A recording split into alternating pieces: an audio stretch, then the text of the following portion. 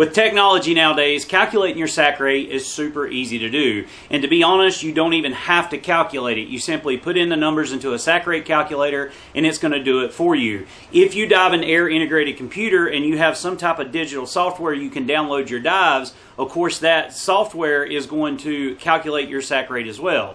But can you calculate your SAC rate on paper? In today's video, I'm going to show you two different ways to calculate your SAC rate, whether you're using the Imperial system or whether you're using the metric system. It's actually a lot easier than what you think it is.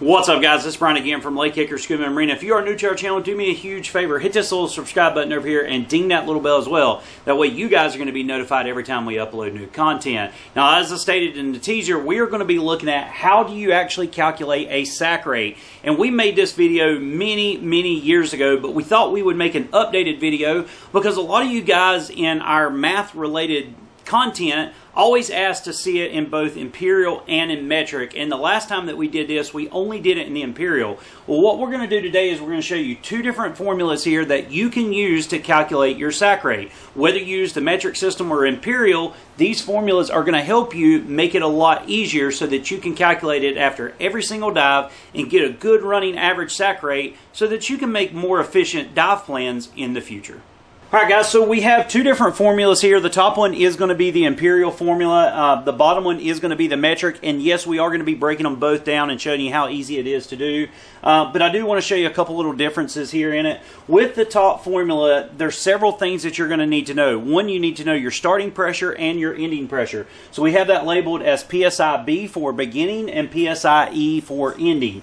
You're also going to need to know your average depth in, say, atmospheric pressure. So you're going to have to convert your depth over to atmospheric pressure as well. You're going to need to know how long you are at depth. Obviously, we got the minutes there. And then you're also going to need to know a conversion factor. Now, basically what a conversion factor is in the Imperial system is you take the cubic footage of your cylinder, such as, say, an aluminum 80, and you divide it by its working pressure. So that would be 80 divided by, say, 3,000 psi. And that, whatever you get from that, that is going to be your conversion factor. And then simply you just plug in the information, do a little bit of math on a calculator, and that's going to give you your SAC rate. Now, it's actually going to give it to you in two forms. It's actually going to give it to you in PSI to begin with, and then once you multiply it by your conversion factor, it will give it to you in cubic footage. And as we've stated in previous videos, it's important that you actually know both of those numbers. The PSI is going to be very important because you're going to have a real-time number that you can see when you're underwater, i.e. the PSA or the PSI pressure gauge that you've got with you. And then, of course, once you multiply it by conversion factor, that's going to give you the cubic footage, which is going to be very helpful when you're planning dives to know what size cylinder to take with you. Now, for the metric system here, it's pretty much the same thing. The only difference between the Imperial and the metric system here is we don't really have a conversion factor, so to speak. We're going to actually move it inside the equation here, and we're just going to call that the cylinder capacity. But looking at the formula for the metric, basically you're going to need to know your starting pressure in bar and of course your ending pressure in bar. So we got bar beginning and bar ending. You're also going to need to know the size of the cylinder. Now, unlike in the Imperial where we work with cubic footage, of course we're going to be simply working with liters here. And then you're going to need to know your depth, once again in atmospheric pressure, but since it's the metric, we're going to simply call it bar. And then, of course, we're going to need to know how long we're at that depth as well. So let me get one of these erased. We'll calculate it first for the Imperial, then we're going to calculate it in the metric system, and I'll show you just how easy this is to do. Alright guys, so we're going to go ahead and start with the Imperial system first here, and I'm going to show you just how easy it is to actually calculate it. As I stated earlier, there's going to be some variables that you're going to need to know up front. You're going to need to know your starting pressure, your ending pressure, what your average depth was throughout the dive, and of course we do have to calculate that into atmospheric pressure. And then of course we need to know how long we were underwater and then what our conversion factor is. Now I'm going to go ahead and fill in some information here for you. Let's say we started a dive with 3,000 psi. And let's say that we ended with 1617. So that's 1,607 PSI to do that dive as well. Now, as I do these formulas, one of the things I like to do is just go ahead and put the little parentheses over it. It just makes it a little bit easier for me to see. And let's say that we were at a depth of 66 feet. We all know that's 3 atmospheres. So I'm going to go ahead and put divided by 3 there. And then, of course, let's say the dive was for 20 minutes long. So I'll go ahead and put divided by 20 there as well. And then we'll just kind of work it on down. And then our conversion factor. Now, what our conversion factor actually is, that is, once again, it's your cubic footage or the capacity of the cylinder divided by its working pressure. So if I got an 80 cubic foot and I divide it by 3,000, that's going to actually come up to 0.026. Now, if you got a calculator, feel free to follow along here. But basically, all we've got to do is just follow the formula on out. So I take what I started with, I'm going to subtract what I ended with, and of course that's going to give me 1,383 psi. I'm going to divide that by 3, I'm going to divide that by 20, and then I'm going to multiply it by my conversion factor.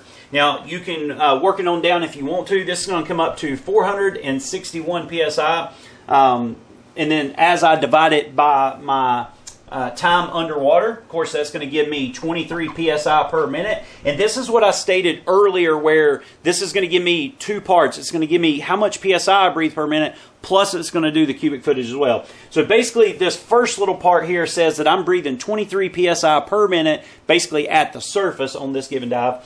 And then as I multiply that by my conversion factor, you'll see that it comes up to 0.59 cubic feet a minute, or you can just simply say 0.6 cubic feet per minute on that dive there. So we're going to round up to 0.59 to 0.6. So in short, using the Imperial system is super easy to do. You just plug and play with the numbers. If you started a dive with 3,000, you ended a dive with 1617, you was at a depth of 66 feet or 3 atmospheres, you were there for 20 minutes, you calculate it down, this is telling you that you either breathe 23 psi a minute or 0.6 cubic foot. To be exact, it's 0.59, but we'll just round that up to a good even 0.6. And it's not that bad of a SAC rate, really, in all honesty, but that's how easy it is to do it in the Imperial system. Now let's take a quick look at the metric system, and I'll show you how easy it is to do that as well. Alright guys, now we've changed gears and we've jumped over to the metric system, and I want to show you really quickly how easy this is to do it in the metric system. As we did with the Imperial, there's going to be some given variables that you're going to have to know. Obviously you need to know how much bar you started with, how much bar you ended. You're going to need to know your cylinder capacity. You're also going to need to know your average depth in bar, and then of course how long you were at that depth. So let's go ahead and plug in some numbers and I'll show you how easy this is. Now we're just going to drop down to a depth of say 20 meters or 3 bars. So I'm just going to go ahead and plug that in. And let's say that we were going to be there for 20 minutes. And during that time frame, let's say that we started with 190 bar and we ended with 110 bar. Okay? And I'm just going to continue my equation on out just like I normally would if I was just filling it in. And let's say our cylinder capacity was a 12-liter tank. Okay? So get my formula all squared away here, and then basically all we've got to do is simply work that formula down. Now, all we've got to do here is take 190 minus 110 from it. That's going to give us 80. All right? We're going to multiply that by 12. And then we will divide it by 3. So 80 times 12 is going to be 960. If we divide that out by 3, we'll get 320. All right. So the next thing that we need to do is divide that out by 20, which is the 20 minutes that we were actually underwater there. And that's going to come up to 16 liters per minute. So this one's actually a little bit easier because we don't have that conversion factor that we had in the Imperial system, but it basically works out the exact same way. You just need certain variables: how much you start with, how much you end with, your cylinder capacity. You also need to know your depth, calculated in bar, of course, and then of course you also need to know how long you are actually going to be at that given depth.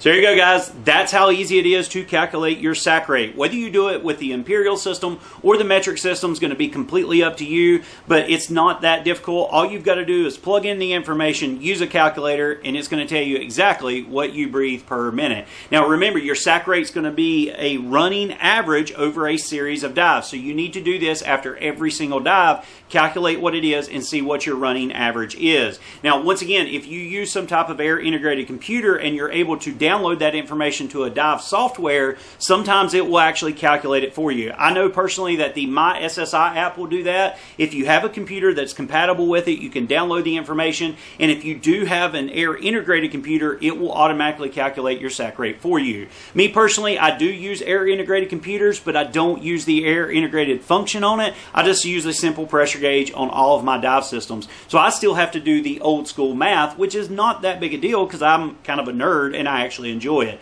But if you did enjoy this video, if you found it very helpful, give me a big thumbs up. I do want you to stay tuned because in our very next video, we are going to be showing you how to calculate the minimum gas required to, say, make a dive, or the minimum gas required to, say, come up from your bottom depth to your first deco stop. And I really think you guys are going to find that that video is not only interesting, but pretty easy math to do as well. But guys, if you liked the video, give me a big thumbs up. If you got any questions, comments, or concerns, drop them down below and we will discuss. But until our next video, take care, God bless, and I'll see you in the next one.